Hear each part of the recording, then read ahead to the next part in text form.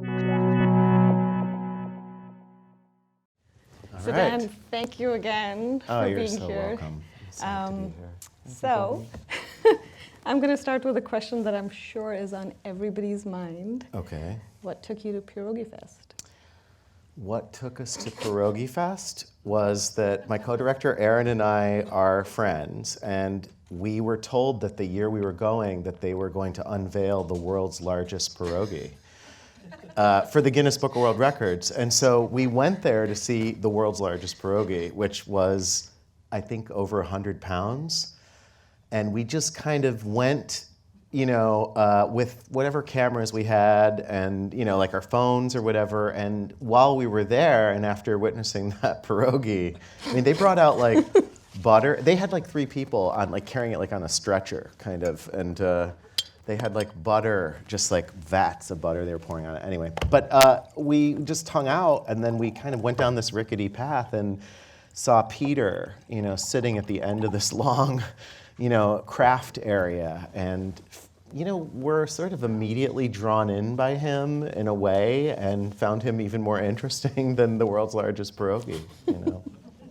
Yeah, I wonder about that, but yeah. So, one of the things that as a documentary filmmaker, and I'm sure many people in the audience have felt this too, making films is coming to the point where you decide, okay, this is what I'm going to make a film about. Mm-hmm. So meeting Peter, I'm sure was amazing, but at what point did you say, I'm going to spend the next 8 years of my life making this film? Right, at no point would any sane person say, I'm going to spend the next 8 years of my life making a film about Peter Anton. I think that, this was an extremely organic process, and I would say for the first couple of years, we didn't even know that we were making a film. Mm-hmm. As we tried to document in the film, the hardest part was trying to piece together the story to tell the audience, because it was just sort of organically happening, and we didn't really, we didn't know we were making a film until maybe 2010. It started out as a documentary photography project. We were interested in contextualizing Peter's work. I mean, after he resisted getting any help, we thought, well, we're really interested in the process of where artists work, artists' environments, and and then, as you can see, we wanted to kind of share his work. And in sharing our photos of Peter, people asked us like, well, is he okay? Is he mentally okay? And we said, well, he's pretty smart and pretty sharp and articulate. And so we started to, with the same DSLR cameras that we were shooting still images, started to do videos of Peter that we could include in the exhibit that you see in the show. And so he was already familiar with us and with the cameras, and then the videos started, and then, so we were filming with him, and then everything that happened at Intuit, made us kind of see how, at the time, their board and their whole organization was so impacted by Peter and by this revelation that we thought, well, geez, we have to continue to film with him. We've been filming with him for 2 or 3 years. And so this is like, we met him in 2006, so it was really 4 years after meeting him and after just accruing footage that we really realized that we were going to tell a bigger story, that it wasn't just going to be an exhibit, and that we were going to have to figure out a way to tell the story, but then we just continued to film because his life just continued to get more dramatic. So so how big was your crew at that point then? The crew is skeleton style. I mean, it was Aaron, my co-director, who is also, a terrific editor and who edited the film, and me. I mean, and because I think we were friends and because we were learning through the process of making it. We shot the film in Northwest Indiana. I had just moved to Gary, Indiana, to the Miller Beach part of Gary. Aaron was here, so we had DSLRs. So the actual process of making it wasn't that hard. And to be in Peter's space, you could only really have 2 people there. It was so cramped that I can't imagine there being more room for anyone else. And then we did have a friend who sort of dabbled in motion graphics, that while we were putting together demos and clips, we kind of brought him in. But that was really it. Wow. Yeah. Can you, so, you know, because we've been talking in the back We've green been talking room. a lot. That's great. Can you tell us a little bit about the process of structuring that first 10 minutes of the film? Because, you know, the idea, when we start watching the film, it seems like, okay, well, here, this is how we met Peter.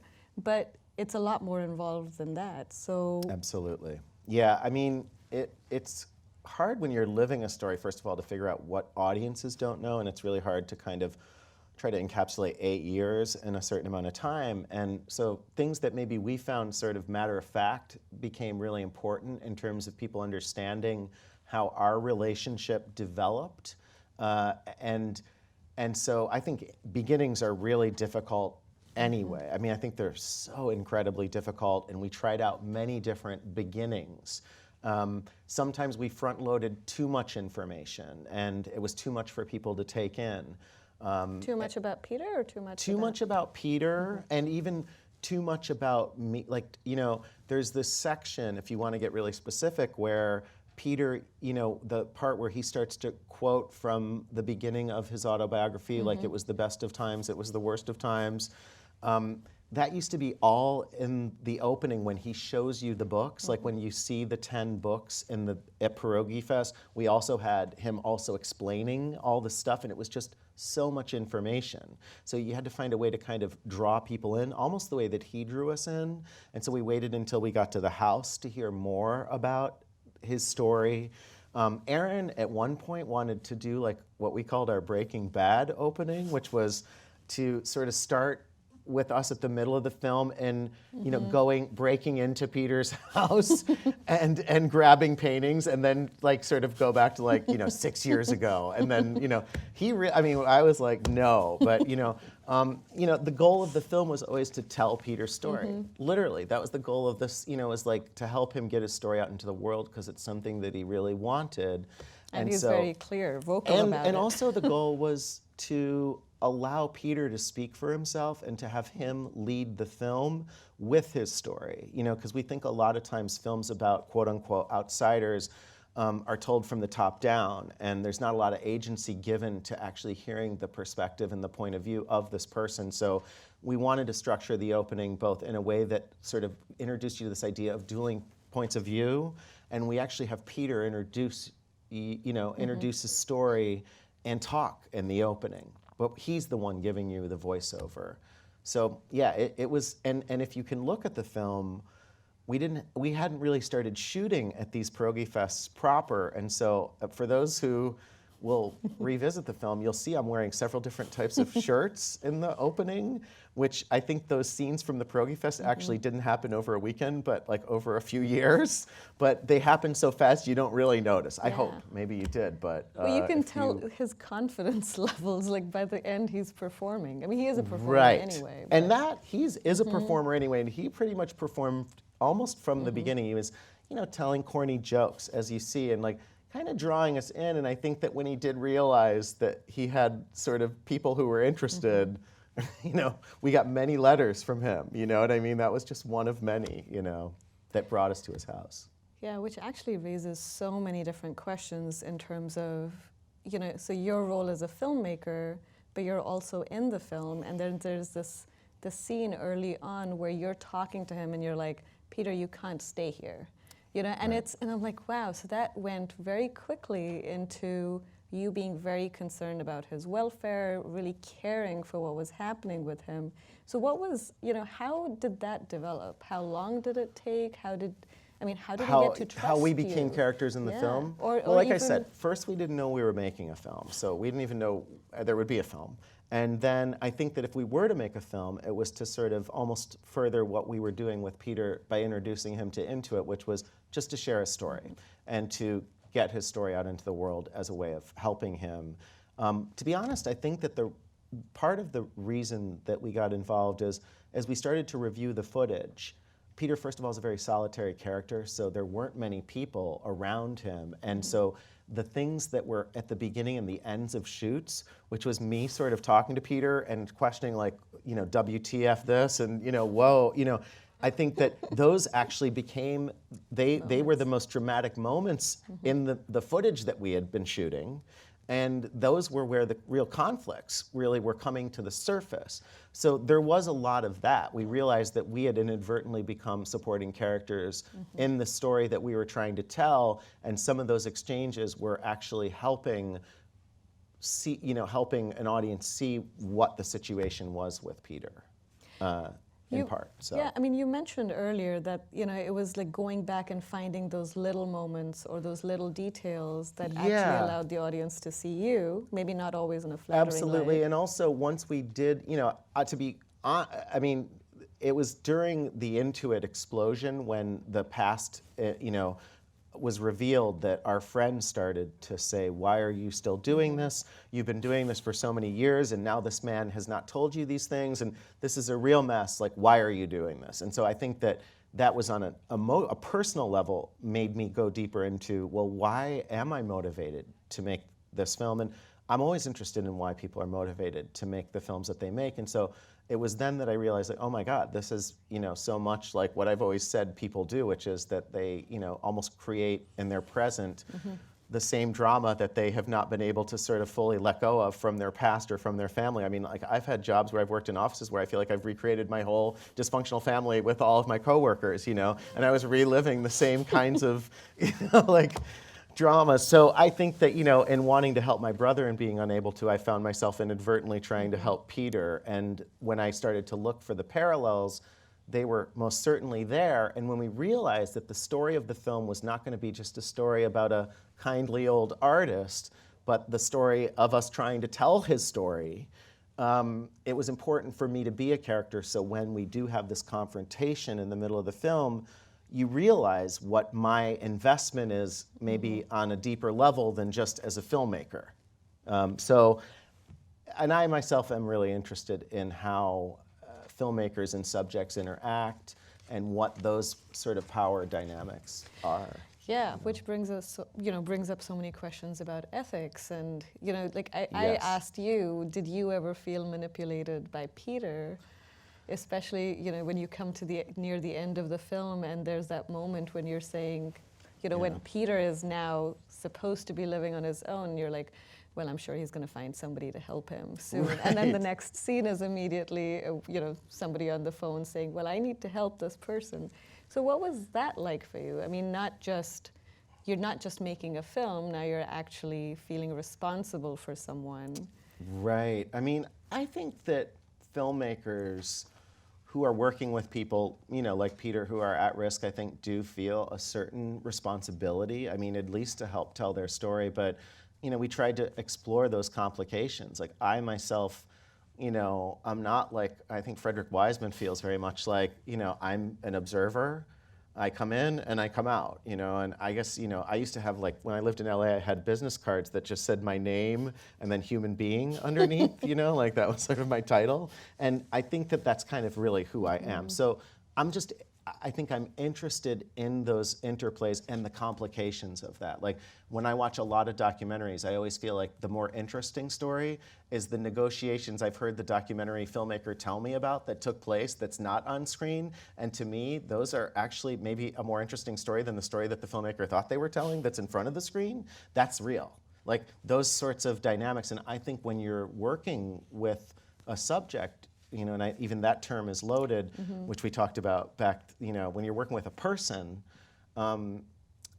there is I think a real dynamic that is a give and take. I mean, at one point Peter says, you're serving me, I'm serving you, we're both serving each other. I think at best, you hope that there is that interdependence, and not the codependence, which, Cleo sort of calls us out feeling like we've become codependent with each other. But, I think that when subjects and filmmakers work together, there is interdependence, there's codependence, there are sort of power plays. And Peter, I think, is a wonderful manipulator, mostly because he does it to survive, or he's a survivalist. And so,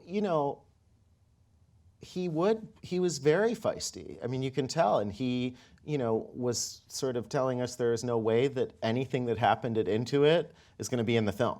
It better not be in the film. And we would have to say, Peter, it is going to be in the film. It's going to be in the film. It's part of the story we're telling. We hope that you can handle it, you know? We hope that we do it in a way that makes you feel it's respectful. But that sort of negotiating, I think, happens a lot in documentary, and I kind of wish I was able to see more of it, you know? Yeah, I mean, it's fascinating to see parts of that on the scene. I mean, even, you know, when the conversation, when you confront him, and he's talking about that whole situation, where he's like, you're talking about your project. You're not talking about me. I thought we were good friends. And Right. you say, you know, my friends don't lie to me. And he's just immediately quiet. And I mean, there's this tussle that we actually get to see on screen, which is amazing. But I'm sure it wasn't easy to deal with or even film. No, I mean, I think that we had become emotionally involved. Like I said, I guess every filmmaker, every person is different. Like, I have a problem, you know, cutting off my feelings about things just because, you know, I'm directing this person or whatever. And so I do think it's complicated. And I think that, you know, I think another character says, well, you know, I think like a journalist, not a filmmaker. And I think that, you know, I think like a human being. I mean, more than a filmmaker or a journalist, and I think we tried to explore that, but there's complications in that dynamic. And so with Peter, he was so smart to kind of point that out, that like, am I a project or am I a person?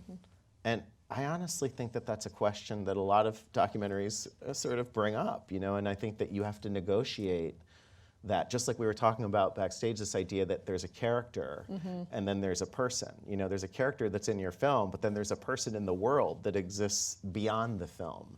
And so this conversation allowed some of that stuff, I think, to bubble up. And I will say that, you know, a person that we thanked in the film and someone who has been, you know, hugely important to us helping understand the film was Steve James, who made a film called Stevie, which had a huge impact on me, and which was actually shot by the amazing Dana Cupper, who is in the audience, who I believe won a cinematography award at Sundance for that film. And I saw that like when I first moved to Chicago back when it was made, and it blew my mind. And has anyone here seen Stevie? Apart from, yeah, I know a few people. know about Stevie? If Put not, that on your watching list. it's a really, you know, it feels like such an important film, and it has such resonance. And Steve saw an early cut of our film. You know, Aaron, my co-director, edited The Interrupters with Steve. And, you know, he really helped us and really tried to, you know, almost prepare us for what it's like to be a character in your film and be prepared for people who will, you know, judge you. And so I think it was him that said, you know, you can be innocent in life about things, but you cannot be innocent as a character in your own film. And that in a sense, you have to understand that you're shaping a character and that people will suspect you of potentially exploiting Peter. You know, something that you, of course, can't see because you've spent 8 years with him, but people are just coming into the theater are like, who are these bozos, you know? Like, and what are they gonna do to this, you know, pitiable old man, you know? And so I think that was, again, something that we wanted to leave in the film in a way. So I don't even remember what the question was. I got a little bit. Well, I mean, it's, you know, so like the element of putting the personal in any kind of a film. I mean, our films definitely have some part of us. I mean, I believe I would hope so, yeah. For documentaries and even for fictional narratives. But to literally put yourself, to step into the frame is, I mean, I think it's brave. Yeah. And especially when you're not seen in a flattering light. And I think Stevie, for that reason, is also amazingly strong, because it puts the audience in a position where we are constantly wondering, you know, what are the motivations, what are the intentions? At least I am. You know, I feel like we are at a time in storytelling where people are extremely savvy, and I think that people can handle many layers to storytelling, and I think a lot of people are more than ever wary of the God eye in films. Like, at least for me, I'm as interested in why a film is made as the film itself in a lot of ways. Like, to me, that's real reality. You know, I don't think it's appropriate in every way, and like I said, I had no intentions of being in this film. Stepping in front of the camera wasn't really something I did. I mean, Aaron was shooting while I was doing sound, and like I said, we just would keep recording. And so a lot of those exchanges, which seemed like nothing, ended up being important. And, you know, even in terms of shaping the film and having an audience understand the development of our relationship, there's a scene early on where I think we come and bring paints to Peter, and he says, I need this now, and my walker needs a walker. One of my favorite lines from Peter. I feel like I should get a t-shirt. My walker. No, I think my t-shirt should be like, I'm not going to get you a commode, maybe, or something like. What's my line about commodes? Yes, I'm not going to do that for you, Peter. I can't get you a commode. I'm not going to get you a commode. But I think that scene, which we didn't even really discover until much later in our editing process, because it just seemed like one of many scenes of us talking to Peter, that scene helps you understand how our relationship developed, that we were bringing things to him, that we had a fun rapport, but he was still asking for things. And so it's little things like that you don't think are going to speak a lot that end up helping you understand the story. And we needed someone like Steve to help us understand. To even take a step back. Yeah, to take a step back and to help us, see that we were constructing ourselves as characters in this story, and that we were supporting characters in the story, and that people would need to understand why, in a way. So we were just talking about intentions, and so I wonder, when you did start thinking of this as a film, okay, yes, we are making a film, even if it's 4 years after we started taking photographs. What was at that moment, what was in your mind? What was the film you wanted to make? And then what happened? Like I said, I think that at first it was a project in which we met Peter. Something was visceral about him that drew us in. Like, I think that, Peter's life and his story in some ways mirrors the life and story of any documentary filmmaker in a way. Or anyone who makes work. He's obsessive. We were fascinated by his obsessive quality to get work done. And there was just something about him that spoke to us. And again, I tell my students, like, it's sometimes good to find a subject that really wants something out there. Like, even in terms of having come from a screenwriting background, I mean, Peter was someone with a very strong want. If you want to have a protagonist with a strong goal, Peter had it, And so we felt that, but we were also interested in him as an obsessive, and we actually were really inspired by Peter. And the reason that we did the film was, I think, is still sort of back to the root of being amazed by Peter's perseverance, and Peter wanted that story of perseverance to get out, and no matter how complicated the story ends up being, Peter does persevere, and we're sort of blown away by it. There were so many days when we thought, how could this man live on a diet of Pringles and orange soda, and when are we going to show up and he's going to be dead, right? I mean, I think that when you get to that house, I think sometimes we've heard from audience members who's like, oh no, he's going to be dead now, He just keeps going. And so there was something about that inspired us to keep going. And it is the root of why we did this project, which was, and there's a lot of things I think this film is about, but at core, the perseverance that Peter shows to get through his life is almost like, the perseverance that I think any documentary filmmaker has to have to finish their film and, complete it. So I don't know how to, but like, that's what I hope the film ultimately does show, which is Peter is still trucking. You know what I mean? Like, through it all, he is still persevering. And that, to me, is inspiring, And I don't think people expected the film to end the way that it does, I'm not sure, but it was bleak. And I feel like, he makes it through. It's not wrapped up neatly. And, and he always does. So, that was at the core. And then I think that a lot of our own interests as people, both in that kind of art and that kind of artist who, makes work out of the commercial mainstream because they're compelled to do it. I think that spoke to us as well, and that's what made us interested in Peter. And we found the term outsider artist the most insanely loaded term always. Like, the only art definition that seems to not be about art itself, but about a sociological read on the artist. How fascinating. This whole idea of what an outsider is fascinates us. Like, I think we all feel like outsiders in a way. So what's it like to be classified as such? I mean, those were some of the... fact that there is a classification itself, yeah. And the sense of, not to be cheesy about it, but I remember when I was younger, I'd see like, moms wearing like art saves lives buttons and stuff. Like, Peter's kind of a representation of like that concept to me. I mean, Peter's, obsessive pursuit of art making on a daily basis is what I believe did allow him to survive in conditions that might have likely killed anybody, with a medley of molds, with with the situation where it never went above 40 degrees in the winter, with no running water, like I said, a diet of Pringles and orange soda. But he was so committed to working on his art, that it really proved to me that I hope I just have the same sort of sense of purpose that he has when I'm that age. Well, or even with getting the film done. I mean, is that a question that came up to you as you were trying to put the film together? You just spoke about perseverance. Yeah, I mean, I think we felt, and I think I wouldn't be surprised if a lot of doc filmmakers, in part, especially first-time doc filmmakers who have to struggle to get funding, in part, I think they finished their film to complete some sort of, unspoken or spoken agreement with their subject that we are going to do this. We have not wasted your time. That this will be completed, that we are going to see this through. And so Peter totally challenged us many times. And so we felt like we have to tell this story and get it out there before he dies.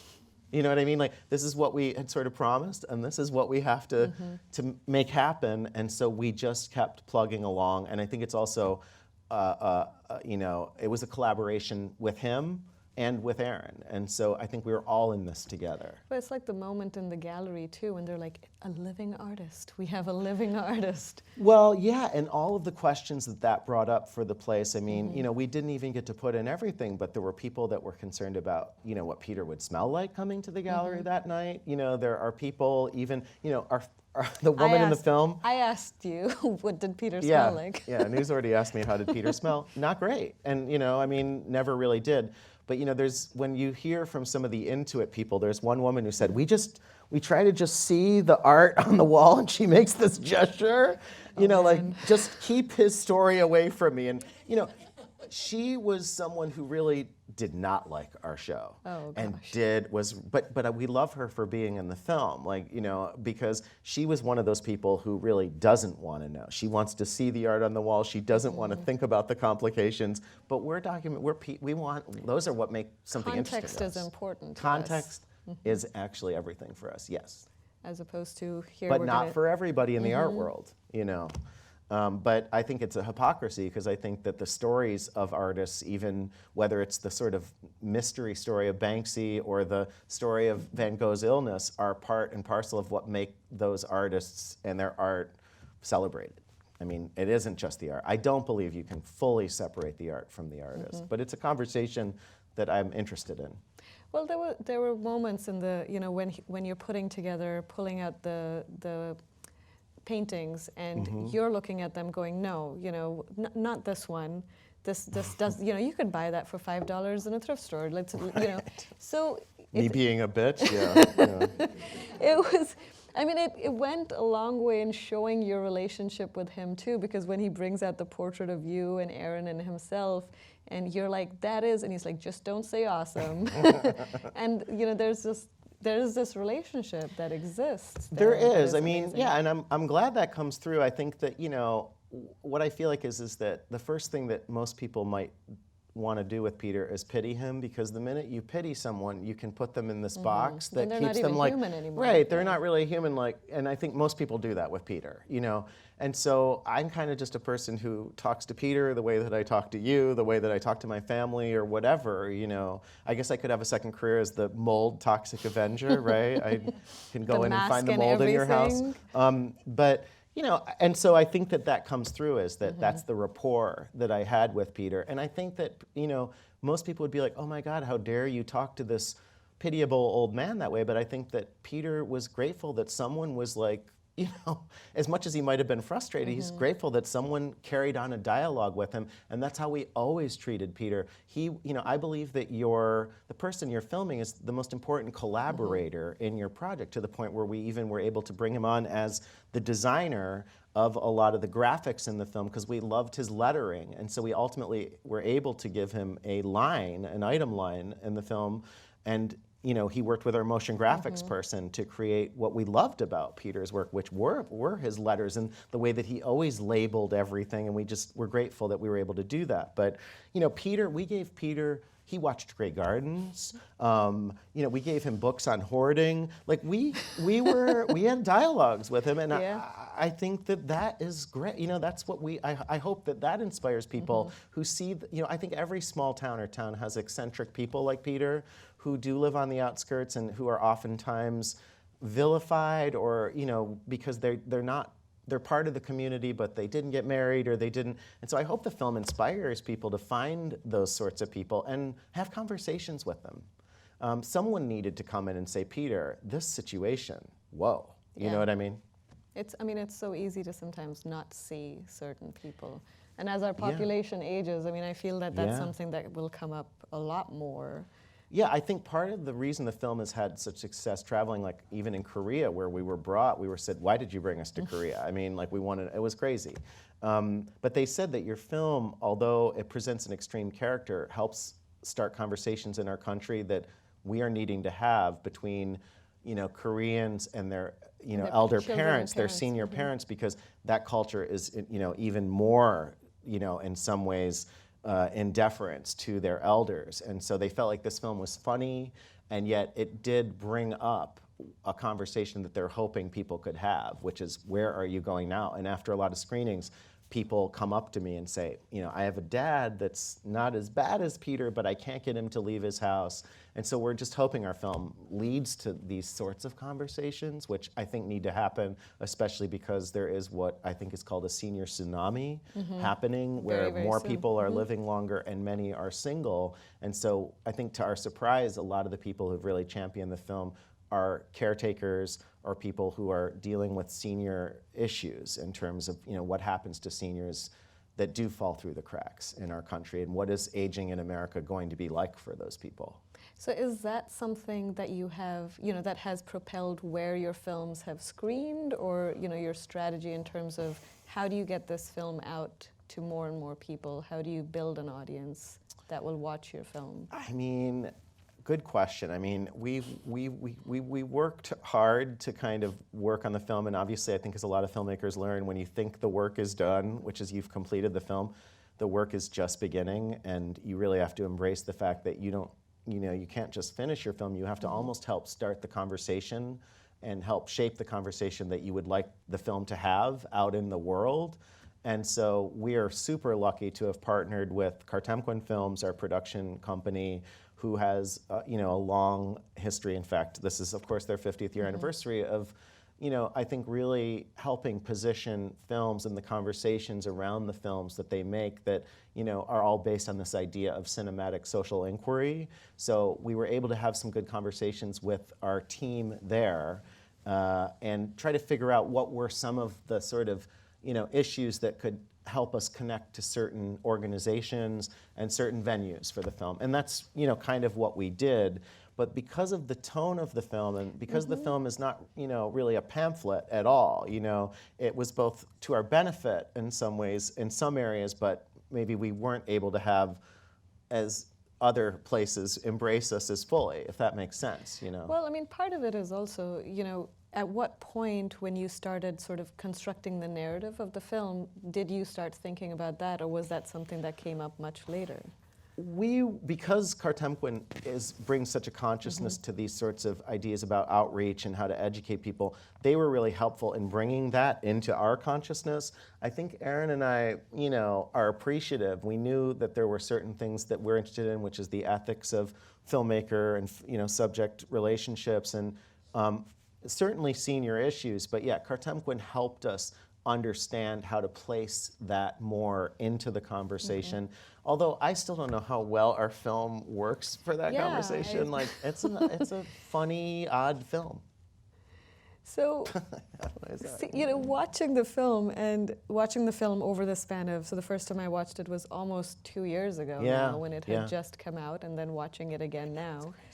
As I mentioned, it was watching it the first time, I was definitely focused on Peter, and it was Peter's story, and here, Dan, there's a little bit of Dan's story in the middle. But watching it this week, it was more of, I see what they're doing, how the narrative is being constructed, and it's layered with so many things, yet when we were talking about it, you talked about how it fit a conventional narrative.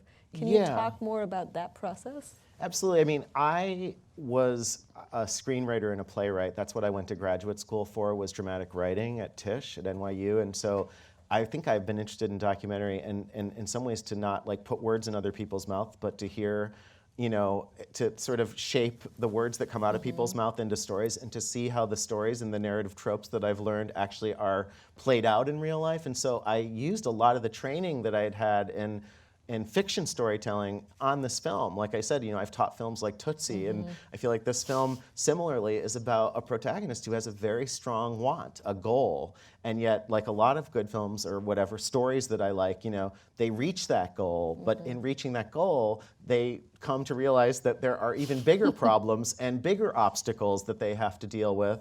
And so I feel like this film follows almost a very traditional narrative where Peter wants his story told. You know, he gets the opportunity. All this, you know, stuff comes up that blows up. Yep. Then his house is condemned. And so his story is being told, but then ultimately he makes it through, he tells his story, and he ends up having the show that he always wanted, which was one in his community. And so in a way, I feel like our film is a very tight narrative. It could be like a fiction narrative in a way. But the layers, you know, I think T.S. Eliot said that, you know, the plot is the hook that you hang your meat on.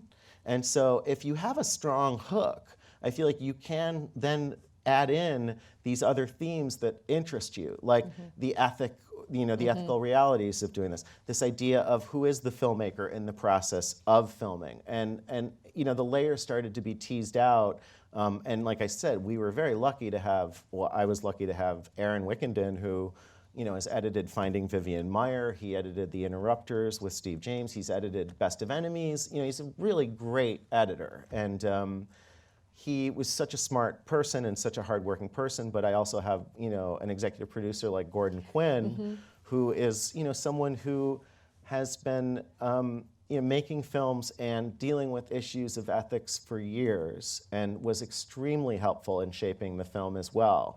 And you know, Gordon, sort of before you put the film out in the world, will ask for, and I think this is really interesting, he will get a transcript of the film when you're pretty much near picture lock, and have it blown up into large type, and read the script to your film, and then start to sort of point out maybe repetitions, and really start to look at it like a screenplay in a way, in terms of like, what is the story, how is it coming through, are there overlaps, have you missed something? And you know, that sort of 8-hour shakedown is a really helpful process. I mean, we did layer this film, and it was a very complicated film to land. I think that we spent a year editing, and we had 7 feedback screenings with different sorts of people over the course of the year. Yeah, I mean, and you mentioned that with the feedback screenings, I mean, they really helped mold where the film finally Absolutely. ended up being. There were definitely screenings in which, however it was put forth, when the incident from Peter's past comes out, people were like, forget this guy, I'm done, and would leave, you know.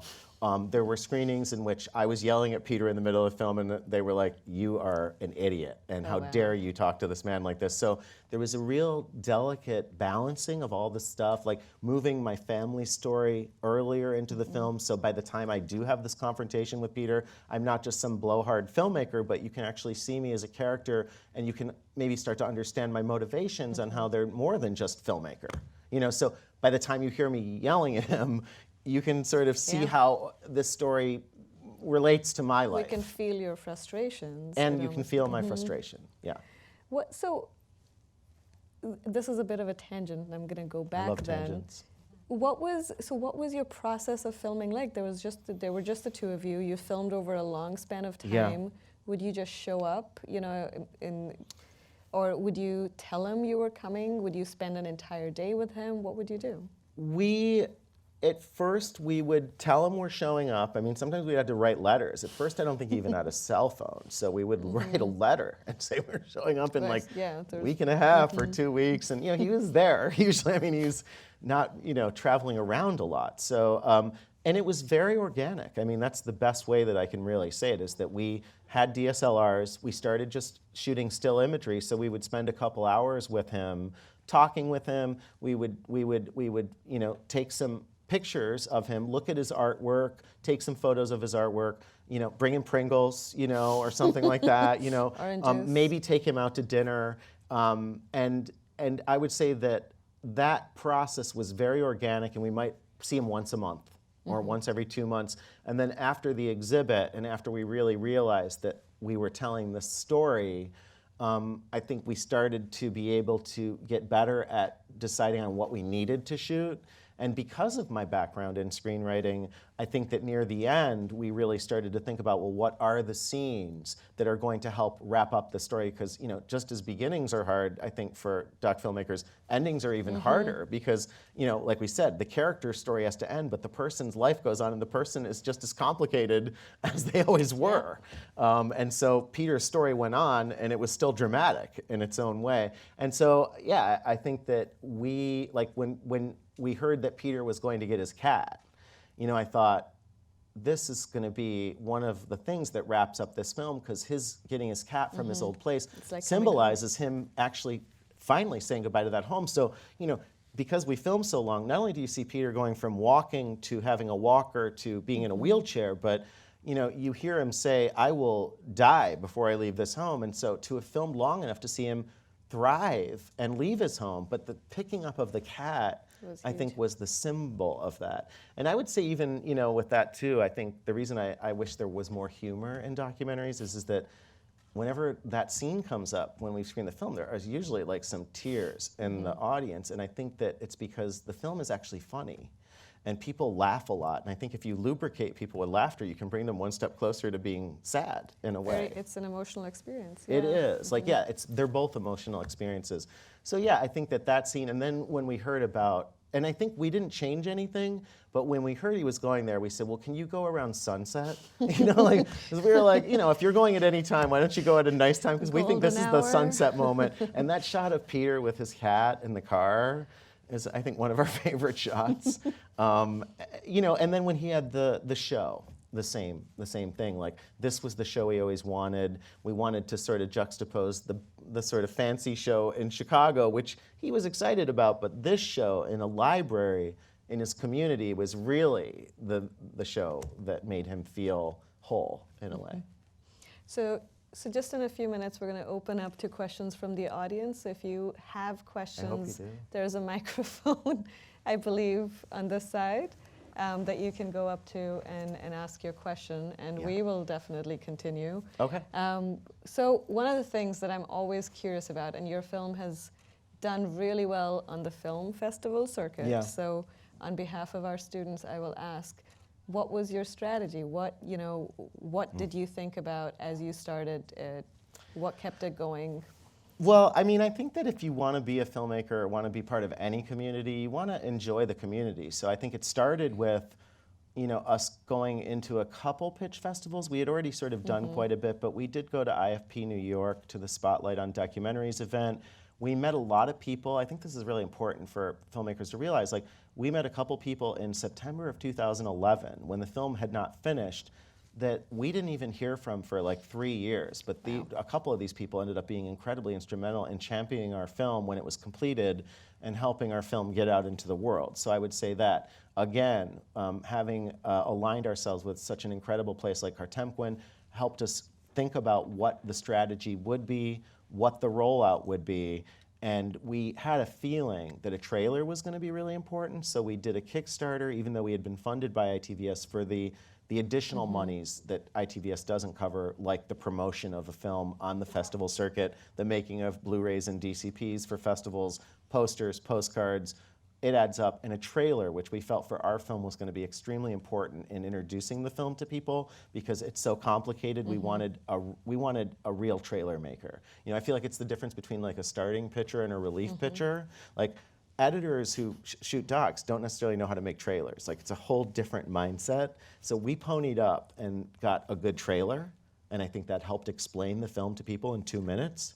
And we were rigorous about applying to festivals, and then once we landed a couple festivals, and there were certain people that championed us that we had made relationships to that liked our film.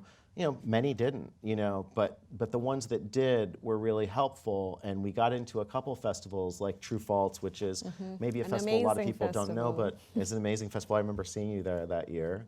And that helped on the festival circuit. I think if you end up in a couple good festivals, then other people maybe take note, and we just felt like that was a way into building an audience for our film was running a really strong ground game and positioning ourselves as people that would go out to support the film, and it helped us. I think that it was a slow build, but we always felt like the film was not going to be something that maybe was an immediate get. And so it was important to have people write about it. It was important to have a couple programmers who were really respected to embrace it, and to work with a place like Cartempuin, who had the knowledge of where a film like ours might be able to go based on other films that they've made about art or doc ethics, venues and organizations that they've worked with on a film like Stevie or a film like Golub or, films that are sort of traversing in Home for Life, So, and we just pounded it, you know what I mean? Like we were just on the go, and we also, asked for screening fees from a lot of festivals, something that people are not usually thinking that they can do or should do, but we did, and that helped continue the process of us getting screening fees and helping further apply to more festivals, go to more festivals, and it just was like, it slowly builds and builds, and after a year, someone approached us for theatrical distribution and digital distribution, but it took quite a while. Wow. Yeah. But that's why we're here. But I would say the most important thing to any good success is really working on telling your story in the best way possible. I think that is the beginning question and the end question. From the day you start a project until the end is, what is my story and how am I going to tell it? I really feel like... And how do you stay with it? And how do you stay with it? And if you can really figure out that craft and you're willing to be ripped apart and criticized and have people tell you your film... I feel like there are people who came to feedback screenings who never even saw our film because they're like, that was so bad, I don't even want to see the completed version. I can guarantee it. But, so I would say that especially because the market is more glutted than ever, really working on your film and really making sure that you don't feel iffy about it, but take it to a place that, you don't rush the ending process is the most important thing. So we have one question, Noah. All right. Hey, I know this guy, yeah. I really liked the film. It was great. Thanks for coming and speaking. I wanted to ask you about the whole idea of separating the art and the artist, and if you think that that's something that maybe becomes a little more gray when you're in the outsider art world, as opposed to just like mainstream art. Because I feel like to a degree in popular culture you can't separate the art from the artist, but part of outsider art maybe is that respect for being able to separate the art from the artist. Well, it's a great question. I mean, I think that, with people like Woody Allen, people like the guy who just directed Birth of a Nation, I think that it's been really complicated for people to separate the art from the artist. But I think there are still two camps of people.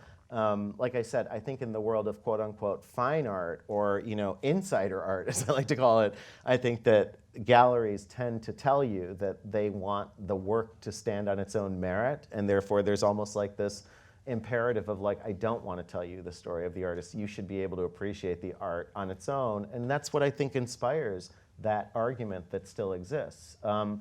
Again, though, if you have someone who is classified as an outsider artist, again, like I said, it's like it's almost begging you to find out what the story of the artist is and what would ever make them be qualified as an outsider. Like I said, this is not like, there's like abstract art, there's postmodern art, but outsider art is the only art that I feel like speaks less to the actual the work and more to the socio-economical position of the maker. So you're right. I think that outsider artists are people whose stories are going to be important. At least to us, that context is important. And as a filmmaker and as someone who's interested in the complexity of the motivations behind artists' work, I am someone who wants to have those things connected. But I don't know if that would necessarily make me not want to go see a work of, I mean, how many people in the audience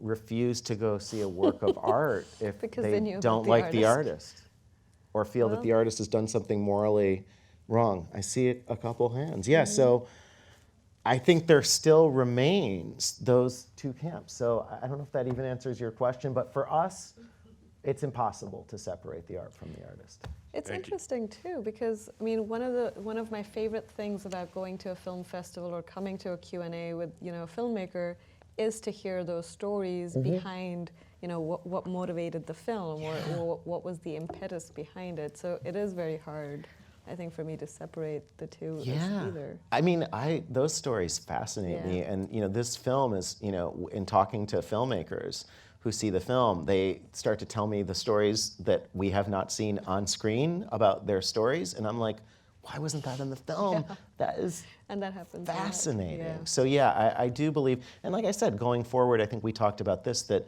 there almost seems to be more of an effort to layer in the filmmaker's involvement, or to at least Make it a acknowledge little- or bring to consciousness that there is a filmmaker there, and who is that person, and why are they there? Yeah. All right. Hi. My question is not totally unrelated. It's sort of, and speaking as someone like who doesn't know very much about outsider art, and you were kind of like sort of involved in that world by virtue of working with Peter. Like we kind of see him in real time, like find depth in his own art and like sort of like read into his own work and like other art when he's looking at the Peter Pan thing. And there's sort of this sense that like his own art is like the tip of this iceberg, and it gets to that question of separating it from who he is. But I'm curious, like, what the impression that you got from these, like, I guess the people that into it specifically, but just sort of, and what grabbed you about like his art itself.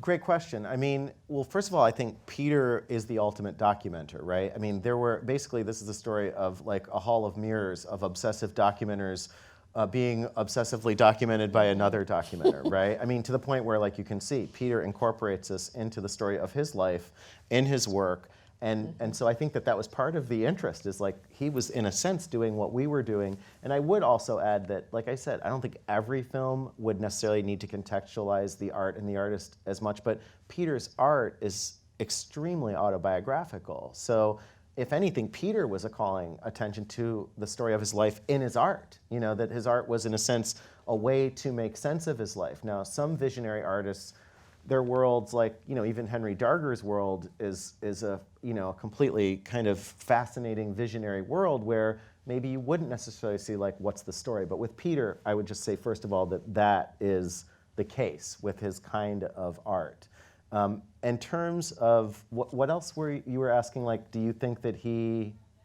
I guess he doesn't seem to, like, when we go to an art museum and we're sort of looking at kind of not objectively, but just sort of like the art, you're talking about fine art and sort of finding depth inside of it. And he seems to like paint sort of by instinct and then go back, and I feel like we see him sort of realize that he has this kind of narrative underneath his art. And so, like, I think we were connected to Peter because, first of all, we were fascinated by the obsessive nature. Like, when he pulled those scrapbooks out from under that rickety table at the Pierogi Fest, we were like, whoa, this is absolutely the life's blood of somebody. Like, those books were vibrating the minute they came out, with obsession, with color, with texture. And so also in this digital age where everything is sort of has this sheen to it and is very much wiped clean, we were fascinated by the textures of Peter's work and the fact that it was all handmade and that there was handwriting, like, in the world where no one even picks up a pen to write a letter anymore, Peter's, all of that, we loved it, okay? So that was also part of it. And I think that, as someone who really appreciates what motivates people, there is a purity to Peter's motivation, like, and to these kinds of artists. And yet, we also were interested, like, Peter doesn't think of himself as an outsider artist. And so we also wanted to play around with that. And we also feel like this film doesn't necessarily, Peter is by no means an art star. So we were also just interested in this idea of, like, who decides on who's a great artist? We try to sort of float that in the film. I think Danny McKern sort of was like, well, I think his art's questionable. And, we're not necessarily saying, oh, Peter's like an art star, or he's going to be the next Henry Darger, but I think the film is a slight meditation as well as on, like, what makes an artist a great artist. Victor Espinosa, the guy in the film who we loved, we could have made this whole film just about outsider art. He he comes from outsider art you know, like from a sociological perspective. And so he's the guy who says, I don't romanticize outsiders. It's like romanticizing exclusion and poverty. You know, Victor feels like art is sociological. And so for him, he feels like the trends in art say more about the sort of intelligentsia during a certain period, and that certain artists will gain renown during another cultural moment for different reasons, which I find really fascinating as well. Does that answer your question? Yeah, that was, okay. thank you. It's kind of all over the place. Which is Okay. great. It was good. I think. We have another question? Yeah, I think we do. Lisa, yes. Hey.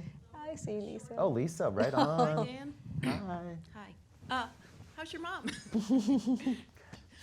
That's not my question. I was just talking about the whole outsider art idea that I think one of the criticisms is that what galleries and the people who are presenting and promoting this work find interesting about the work, that there's often a disconnect between what they find interesting about the work and what the artist's motivations are and what the Sure. artist's work, what their motivation is. And I was wondering if you saw any of that happening with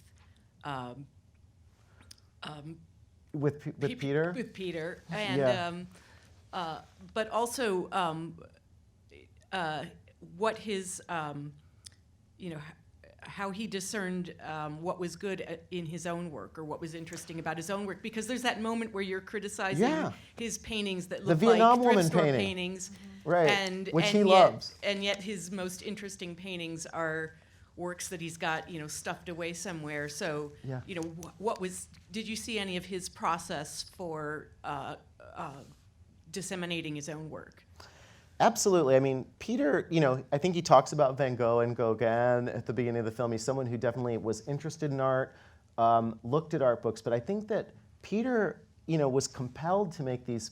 There's one kind of painting which were paintings that were, very autobiographical, based on photographs from his life. Mm-hmm. And so he was documenting his life through these paintings. But then there were these paintings like the Vietnam woman painting, which was, I think, from a picture he saw in like Life magazine or National Geographic, and he made this painting, which has no relationship to his life. And so we were much more interested, we are very overt about it, in the work of Peter's that was autobiographical, that might not have been crafted in the, so Peter loved his paintings that were crafted really well, even if they didn't seem as original, okay? So, if he had done a nice job of creating a painting that looked like a Monet or something, he was like, look at how great my skill is. And we were like, Peter, you heard me, I don't care, you know what I mean? I'm interested in the paintings that tell a story, that allow me to, sort of see into your life. And so Peter, definitely, we asked him many times, what do you think of this term outsider artist? He had no concept of it, totally resisted it, really never even understood it. Never understood it. Because he didn't see himself as outside in a lot of ways, he had been part of this community. So yeah, and in terms of how people responded to the work, I don't know as if everyone loved the work. I think they love the scrapbooks because there is this sense of history and obsession and storytelling. I like his paintings, some of them at least, but I think Intuit's such a great organization because they're not there to sell the artist's work as much as, it's a study center in a sense that helps people just engage with the questions about the art itself. And so I think that they were interested in presenting the story. But so yeah, the big difference though is that Peter, I think, would love a painting if it's just done well, and if it's of anything. And he didn't understand always that we loved paintings that he might not have even thought were as well crafted, but were personal. Yeah, there's that moment where when you dismiss the one painting, he's actually kind of accepting of it. He's not defensive about it at all. Right. And I almost felt sorry for him at that Yeah. moment because And thought, well, what a jerk this guy As soon is. as you said That's it how we looked wanted like you it to came feel from a in a thrift way. store, I was like, Yeah. ouch. Yeah, well, it shows the way that I really am too. I mean, I'm not proud of it. I'm like, I kind of wince every time I hear me barking at him about that. But you can hear him being sort of like, oh, okay, but we were also curating the show, so we often would tell him, Peter, we're the curators of this show, and that's the other reason why we ended the film the way that we did, is that we also showed that Peter took back power over his life to curate his own show. And so you see the Vietnam woman painting in the last show at the library, and you hear somebody like, oh, wow, that's great, you know? So we wanted to show that in sort of getting out of that basement, Peter was also able to take ownership back of his art and his life, and that the show he got at the end wasn't just in his community, but it was also a show that he chose what was in it, which was different than us. We just had to tell him, look, dude, we're the ones curating this show. We can't fit everything in, you know? I just, thank you for making the film. Every time I see it, it sticks with me for a really long time. Thank you, thank you. And I think we have we have one more question. Okay. All right. Last question. Oh, hey. Hello there. Hey, Suzanne. This is a strange way to talk. But first of all, it was great to see the film again.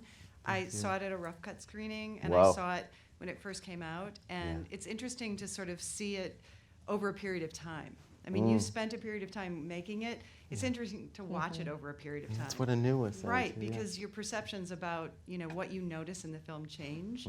And I think one of the questions I have is just, you know, when you take on a film like this and you make yourself a part of it, I think it takes a lot of discipline to not allow it to fall into a place where it becomes very self-indulgent. And I think you did that very, very well. Thank you. So I'd like you to talk about that a little bit, because I think that's one of those things that happens a lot with filmmakers, often first-time filmmakers, who start to involve themselves, and then all of a sudden it sort of loses that focus and that discipline. So if you can just talk a little bit Sure. about how you manage that. Absolutely. Yeah, I did not want to be in the film. I didn't think I was going to be in the film. Like I said, in thinking about the material that we were actually looking like, I think we always have to look at footage. We realized that we were part of the story and an important part of the conflict that we were trying to explore. And I will say again that Steve James, having worked on Stevie, was really one of the first people to really pull us aside and say, you guys, you better really think about this. And I really can't tell you how much we were grateful for his input. And so if you were ever going to be in your film, I think that you have to have a group of collaborators and people around you that can help keep you in check, like you said. And hopefully it's a wise group of collaborators who will be tough on you and really challenge you to figure out what you both need to put in and what you don't need to put in. And I appreciate you feeling like it came through, but I think that was done through numerous feedback screenings. It was done through, like, you know, a lot of talking back and forth and relying on listening to people that we respected to help us figure out how I, as a character and sort of a representation for the filmmaking team, would fit into the film. And, you know, I think I said to you earlier that in some ways, when I see a film, like, I like things that maybe, you know, if you go with somebody and they walk out, someone will say, like, that should have never been in the film. Like, why was his story in the film? It shouldn't have been there. And another person been like, oh my God, but that's what made the film. So we felt at the very least like this might be a great, like, arguing point for a couple that went to see the film, and it might just at least inspire a conversation about, like, well, geez, should a filmmaker be in their film? And I'm grateful to hear someone say that it wasn't, obviously we don't feel like the film is about me or it's an indulgent. We didn't want it to be the case, but I'm glad to hear at least one person thinks that it wasn't. You know, but it was through many hands and listening and trusting many people besides yourself before you start going on your own, you know, trip. Well, thank you so much, Dan. This Yeah? has been such Wow. a pleasure. Yeah, that flew by, right? It flew by. I hope it did Always for these thinking about guys. that. Thank you so Yes. much for having me. It has been a super treat to be Yes, here. Total and- honor. And thanks to those of you who came. I'm really grateful. And for Thanks, you guys. Thank